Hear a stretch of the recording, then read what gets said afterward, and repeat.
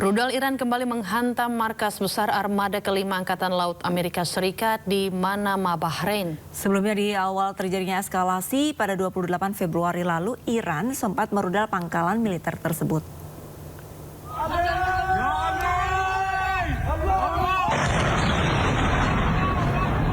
Drone pencegat Amerika sempat menangkal rudal Iran yang akan menghantam markas besar armada kelima Angkatan Laut Amerika Serikat di Manama, Bahrain.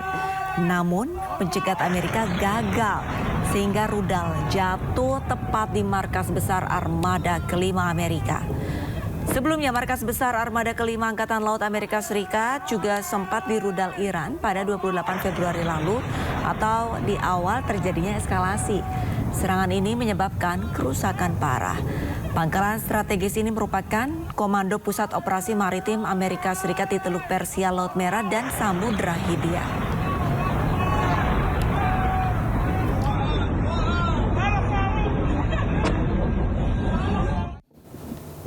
Hizbullah kembali melancarkan serangan ke Israel.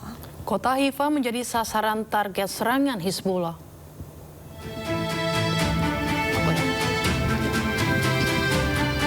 Kelompok milisi Hizbullah menyerang infrastruktur militer Israel di kota Haifa. Hizbullah juga menargetkan infrastruktur Israel di kawasan perbatasan. Dikutip dari media Israel, The Time of Israel, Hizbullah telah meluncurkan serangan lebih dari 50 roket yang ditembakkan dari Lebanon ke selatan Israel.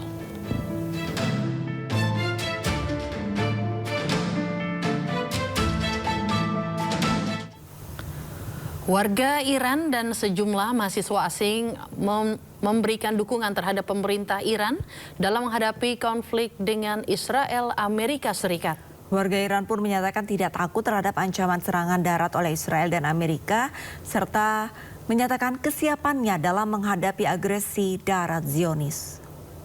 Cuacanya warga Iran masih mereka juga mendukung pemerintah Iran, mendukung resistensi yang dimulai warga Iran itu, dan sebagian orang yang saya kenal sama mereka juga turun ke jalan-jalan dan bersama-sama warga Iran, bukan hanya orang Indonesia, ada sebagian, karena dari mana-mana, hampir dari 100 negara ada mahasiswa di Iran.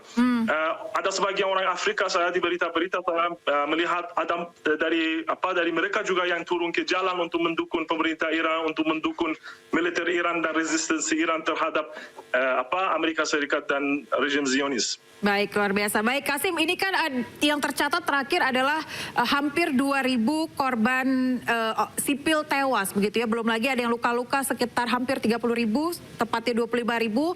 Dan bahkan statement terakhir dari pemerintah Amerika, dia mengatakan akan ada serangan darat pamungkas, begitu ya. Kalau dari masyarakat di sana sendiri, seperti apa tanggapannya? Apakah masyarakat Iran ini siap seperti biasa dengan serangan yang akan dilakukan? Ya, itu juga begitu ya, ini mereka juga siap, bukan hanya siap tapi kita menunggu. Ya, ini karena itu kekuatan Iran. Kalau udara pasti Iran tidak begitu kuat ya, itu Amerika Serikat dan Israel itu kekuatan mereka dalam masalah udara itu ya pasti lebih kuat daripada kita, tapi kekuatan Iran itu atau keunikan Iran itu adalah pasukan daratnya itu. Oleh karena itu, sebagaimana yang dikatakan pemilu Iran, the foreign minister itu dia bilang bahwa kalau ada serangan dari darat, kita menunggu, karena itu kekuatan kita. Oleh karena itu, bukan hanya mereka tidak takut, tapi kita menunggu. Ya, Rusia mengimbau Amerika Serikat dan Zionis Israel segera menghentikan agresi militernya. Hal ini disampaikan di sidang Dewan Keamanan PBB.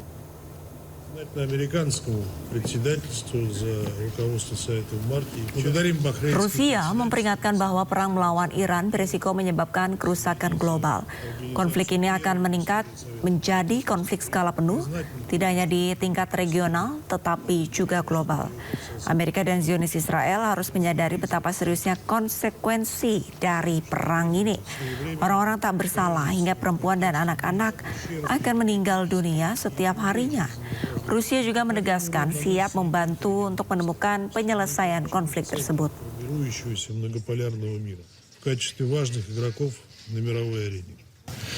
Вашингтон и Западный Иерусалим не могли не осознавать всю тяжесть последствий своей военной авантюры для стран региона. Ежедневно гибнут ни в чем не повинные люди, включая женщин и детей. Масштаб ущерба энергетической и другой жизненно важной инфраструктуре в Иране и аравийских монархиях растет ежеминутно. Непоправимый урон наносится не только региональной стабильности, но и глобальной продовольственной энергетической. Ya, Perdana Menteri Republik Ceko Andrej Babis mengkritik seruan Presiden Amerika Serikat Donald Trump agar negara-negara yang bergantung pada minyak Timur Tengah turut mengamankan Selat Hormuz. Ia menegaskan Republik Ceko tidak terlibat dalam negosiasi Selat Hormuz. Tak teďka nevím, jestli myslíte tu otázku vážně, nebo jako, že bychom tam poslali letadlovou loď, nebo jak jste to myslel? My samozřejmě pana Trumpa vnímáme, že on má různé projevy, takže to je ten systém hodím granát a potom to řeší, tak si počkáme určitě, jak se to všechno vyvine, protože my jsme na Evropské radě o tom mluvili, Francie měla nějaké návrhy, takže my u těchto jednání nejsme, to jsou jednání na úrovni těch jaderných velmocí, nukleárních velmocí, jako Francie, Velká Británie. 3 jenazah anggota TNI yang gugur di Lebanon karena diserang Israel akan diterbangkan Jumat atau Sabtu ke Indonesia. Sementara korban anggota TNI yang terluka sudah membaik. 2 April 2026 saya hanya mengupdate perkembangan tentang jenazah daripada 3 prajurit TNI yang telah gugur di Unifil. Saat ini sudah berada di rumah sakit Saida yang ada di Lebanon dan sedang pemulasaran jenazah yang rencana akan dikembalikan ke tanah air. Pemberangkatan kemungkinan kalau nggak hari Jumat akan dilaksanakan hari Sabtu karena minimnya penerbangan yang sedang ada saat ini di daerah konflik di Teluk saat ini. Sehingga update berikutnya akan kami sampaikan setelah ada kepastian kapan kepulangan dari jenazah 3 orang prajurit TNI yang telah gugur di Lebanon Selatan. Perawatan yang luka? Perawatannya luka dari 3 prajurit yang dirawat di rumah sakit Beirut saat ini sekarang sudah membaik, sudah dalam kondisi yang lebih stabil daripada sebelumnya. Duta Besar Palestina untuk Indonesia Abdul Fattah Al-Satari takziah ke rumah duka Kapten Infanteri Zomi Aditya Iskandar, pasukan TNI yang gugur di Lebanon akibat serangan Israel.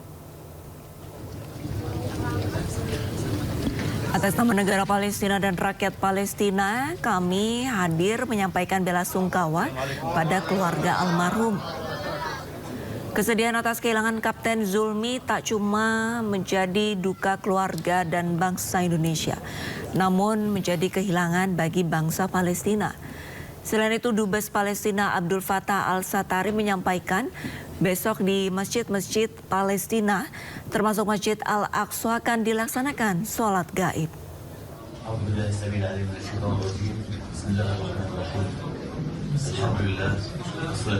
وعلى آله وصحبه أجمعين. قال تعالى في كتابه العزيز: ولا تقولوا لمن يقتل في سبيل الله أموات بل أحياء عند ربهم يرزقون. باسم سفارة دولة فلسطين لدى أندونيسيا وباسم الجالية الفلسطينية وبمرافقة سنتارا فلسطين أخونا عبد الله غنيم وباسم الشعب الفلسطيني جئنا اليوم لكي نقدم واجب العزاء في أبنائنا وأبنائكم الشهداء الثلاثة. نقدم العزاء باسم الرئيس الفلسطيني والحكومة